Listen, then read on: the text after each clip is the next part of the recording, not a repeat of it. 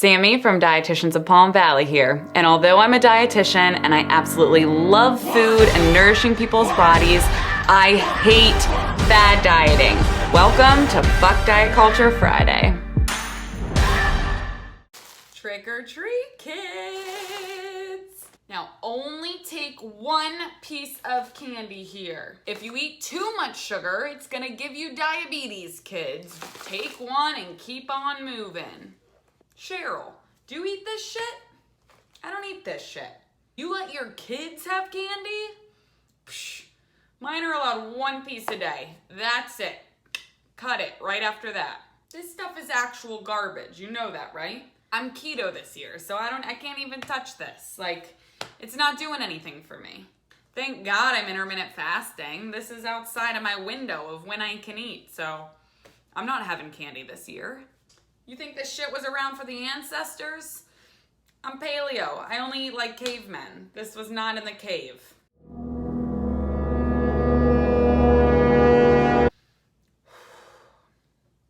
I don't eat candy. I told people I don't eat candy. I don't eat candy. Don't do it. Yeah, don't do it. You don't eat candy. Don't do it.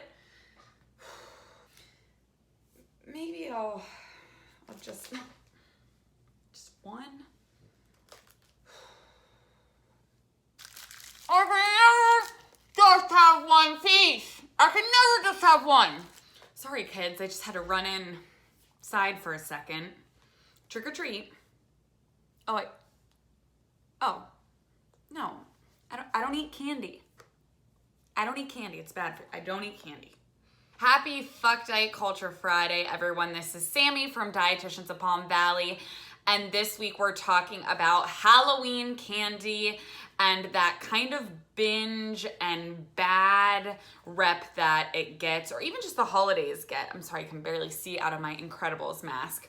So first things first, people will constantly comment and say, how could you dietitians promote candy? What's wrong with you? This is what's wrong with America.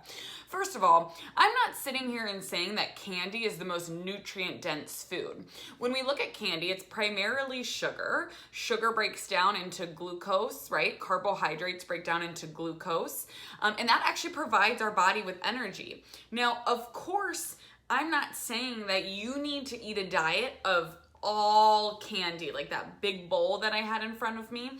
But can it fit into a healthy, balanced diet? Absolutely. Now, around this part of the year, during the holidays, whether it be Halloween or all the ones prior or after, what we have to think about is if we set a restriction during this time and we say, I'm not going to eat any candy during the holidays or during Halloween, that is setting yourself up for failure. That restriction is like taking a bow and arrow and pulling that bow back and saying, no candy, no candy, no candy, no candy. And then you get to a breaking point and you let go and that arrow flies so much further in that other direction and you binge on candy and you feel like a failure because you say, how in the hell could I not just not eat the candy? Like, why can't I do this? Because when you set a restriction, your body is going to want whatever you're restricting tenfold. So allowing the candy to be a part of your diet is a good thing. Now, for those of you who have very strict food rules that you follow, that's gonna feel a little scary at first. And you might feel like when you give yourself permission, you might binge. But instead of having that little voice in your head saying, don't do it, don't do it, don't do it, that's gonna make the binge worse. If we sit down and say, I'm expecting this, I'm allowed to have this candy. At first, it might feel really scary and we might still have a binge, but being able to recognize it and move past it. And again, this is how food freedom occurs. Eventually, when these binges start to decrease, you're gonna notice you feel better when you don't eat a ton of candy at once, and candy can fit in whenever. It doesn't matter if it's Halloween, Christmas, Hanukkah, Thanksgiving, or just a normal freaking day of the year, you can have candy. So when it comes to children's patterns, it's the same as with parents and with adults. If we restrict ourselves, we binge. If you restrict your children, you're going to most likely see binging occurring. And we've gotten hundreds of messages since we posted this week about restricting kids of candy and how parents, sorry, that's my dog, how parents are fighting wrappers in their kids' bedroom. It can feel scary, but allowing these kids to have candy can be so crucial for their relationship with food as they continue to grow and develop into adults.